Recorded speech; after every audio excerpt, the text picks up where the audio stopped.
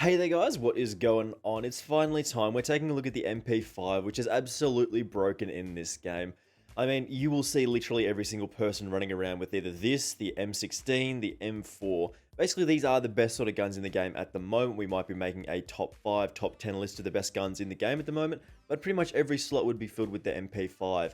Anyway, just before we do get into our best MP5 class setup here in Call of Duty Cold War, make sure you do hit that subscribe button with those notifications turned on. It only takes a second, and I know about 80% of you guys watching this video right now are not subscribed, so make sure you do help me out here. We're doing something a little bit different today. We're going to bring back the light goal, and I'm pretty sure you guys can manage to hit 12 likes on this video. I know you can smash it out of the park, so make sure you hit that like button as well. So let's just jump straight into our MP5 class setup here. It's the best gun in the game by far, no competition. An absolute belter in this game. So as usual, we skip over our primary at the start of these videos and we skip to the secondary. Essentially, we're just looking for a very powerful close range option. If we do run out of ammo, it is always quicker to switch to your pistol than it is to reload. Basically, we want to have some attachments on this bad boy. We've got a quick dot LED, we have a flash guard, we have the extended barrel for a little bit more velocity. We want that magazine because having 8 bullets is not enough, and then that speed tape as well to get those sights up nice and quickly. But as usual, you can pretty much choose whatever you do like in the secondary slot. Like we've got different pistols, we've got shotguns, launchers and stuff like that. You can even get away with running the knife because it is a lot of fun to do so. In terms of our tactical, we're always pretty much going to go with the stim shot because getting that extra chance per life is very, very powerful, and it does recharge for us, which is always nice. So getting an extra bit of health when we do take damage in a gunfight is always important. Then we move, of course, to the C4, which when we just chuck it over a wall or around a corner is, of course, very, very nice for taking out loads of people. You can typically get double kills, single kills easily with the C4 in this game. It's very powerful. Of course, our field upgrade of choice is the field microphone, a very powerful piece of equipment in this game. Of course, you put it down and it essentially acts as a mini advanced UAV, tracking people in real time, which is absolutely insane. In terms of our wildcard, we're going with perk greed. As you can see here, we do have 6 perks selected. Essentially, this does let us select an extra perk from each perk category. Now, the only reason we are really running this because is Ninja and Ghost. This combination makes us an absolute stealth machine. We really do feel like an absolute ninja, and it really does help you hear enemy footsteps very, very easily when you don't have to worry about listening to your own. Makes it very, very easy to sneak around the map and play quite quickly and quietly. In the perk 2 slot, we do want Gearhead and Scavenger. Scavenger's kind of really nice here to get that extra ammo when we do run over a dead body and stuff like that. Gearhead also lets us get extra sort of field microphones on the map, which is of course a very, very nice option here. Reduces that field upgrade cooldown. In the perk 1 slot, pretty much Flak Jacket is your mandatory option. Then your second option can be Tac Mask, can be Forward Intel, can be Engineer. Forward Intel is an interesting option in this game that I haven't really actually worked out what it does yet. It does make your minimap a little bit bigger though, which can be quite handy. In terms of our MP5 attachments here, you've probably seen this everywhere on the internet already because the MP5 absolutely bangs in this game, but we're going to go over it here because it is a super powerful option in this game, of course. We'll start off with the barrel here and that 9.5-inch reinforced heavy barrel for that 18% increase to our effective damage range, which it turns our effective damage range into approximately 18 meters or so.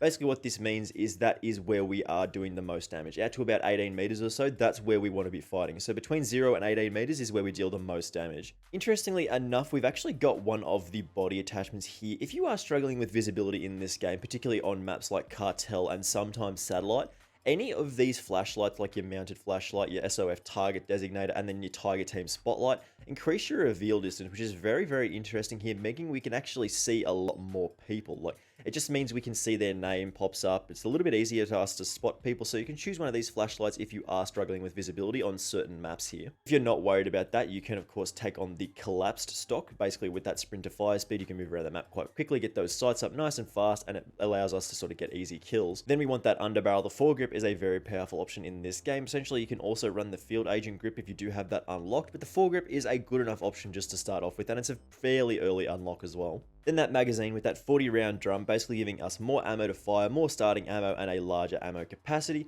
And then lastly, that sort of drop shot wrap in the handle slot means we can drop shot people, which is absolutely great in this game. It doesn't really work if you don't have the drop shot wrap or the airborne elastic wrap on.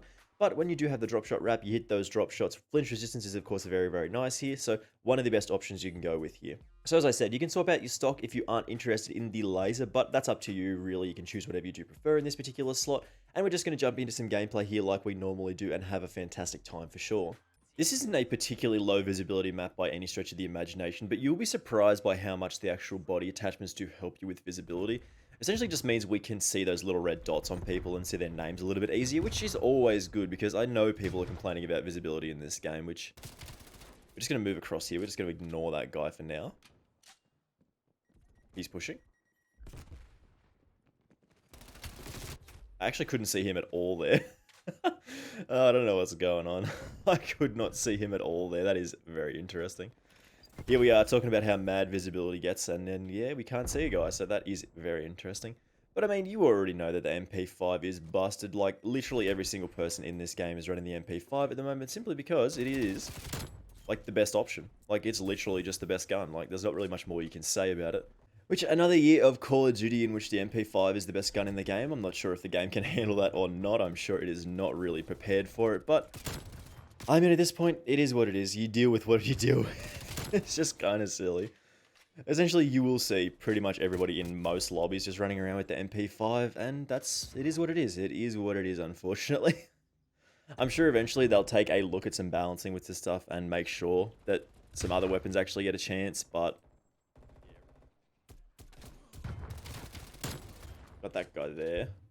But yeah, as of right now, MP5, simply just too strong. I mean, we got outgunned there, but that's okay. That is what it is.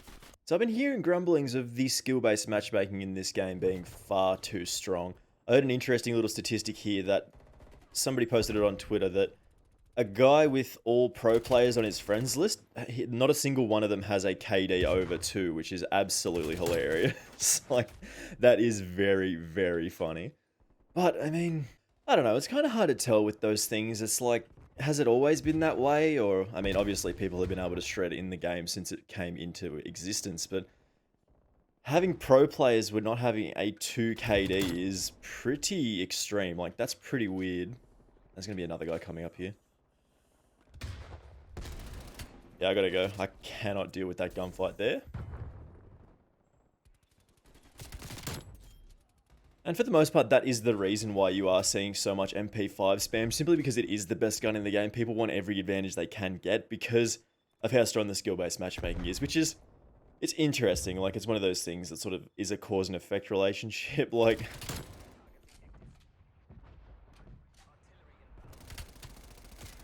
ooh, shouldn't be out here. Should not be out here. That's okay. That's okay. I'm going to come around the left-hand side and maybe take this guy on. Got to blow up those field microphones. Got to blow up the field microphones. It's very, very important that you actually destroy them. Speaking of field microphones, we're going to stick ours there. Oh, God. Oh, boy. No. Maybe I should have warmed up before I made this video. Good. I don't know, it seems like this might be a year of Call of Duty where I'm going to struggle to get, like, decent gameplays all the time, so you guys might have to deal with the occasional, like, like, 20 and 17 or some shit, because, I mean, it is kind of difficult to just go on big, long streaks for me. I don't know what the deal is. Like, I'll occasionally see people going absolutely ham on people, and other times they'll be getting dominated, and it's like, that feels pretty bad. So we're going to go on the flank here. We should be able to get right behind them because we do have that. Okay. That's fine.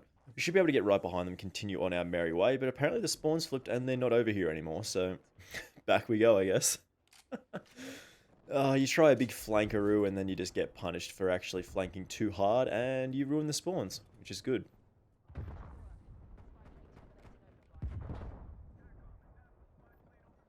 Can I get up here? No. But I am still learning the map, still going through all of the regular standard early year Call of Duty things in which, like, there's a lot of stuff that, okay. That's, what? What do you mean? Oh, my little footsie was sticking out. I thought I was well in behind that, but apparently my little toes were sticking out. Man, that sucks.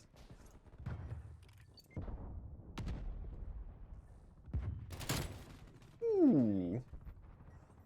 That was a nice little peek on that guy there. He's still standing there. Also, the kill streaks that we got going on at the moment, the UAV, the spy plane, sorry, and the armor, and then probably the best one in the game at the moment, the cruise missile. Okay. Yeah, good. Good. I'm glad that got rid of my armor because, yeah, that's good. I'm glad that happened. But the cruise missile, I think, is the best value kill streak in the game. Like, per cost, the amount of kills you can get with it is ridiculous. Like, it doesn't cost an absurd amount, but, I mean, you can easily get, like, quads with it most of the time if a lot of enemies are outside, so it's pretty powerful for the actual benefit that you get from it, and it's pretty cheap, so I'm going to try and push around the right-hand side here. Let's just keep going. On our way here, boys. No, he was ready for us. He was ready for us. I mean, a silencer might have helped us there, but I'm pretty sure he was, like, ready for us anyway. I mean, if anybody does get too close, like, it's over for them, basically. Unless they have an MP5, there's real... Can you chill? Yeah, I figured there was a guy there. Nah, he was on the head glitch. He was on the head glitch. Assault rifles and head glitches name a more iconic duo. Essentially, you can just sort of post up somewhere like this and just be like, nope, you can't see me. Let me talk. I'm trying to make an example. We're actually going to lose this as well, somehow.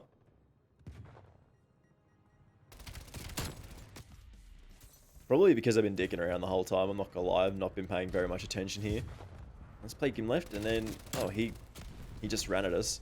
See, look at this. I'm going to call in this and see if we can get some work done. Like, if you see... Come on. Trigger. No.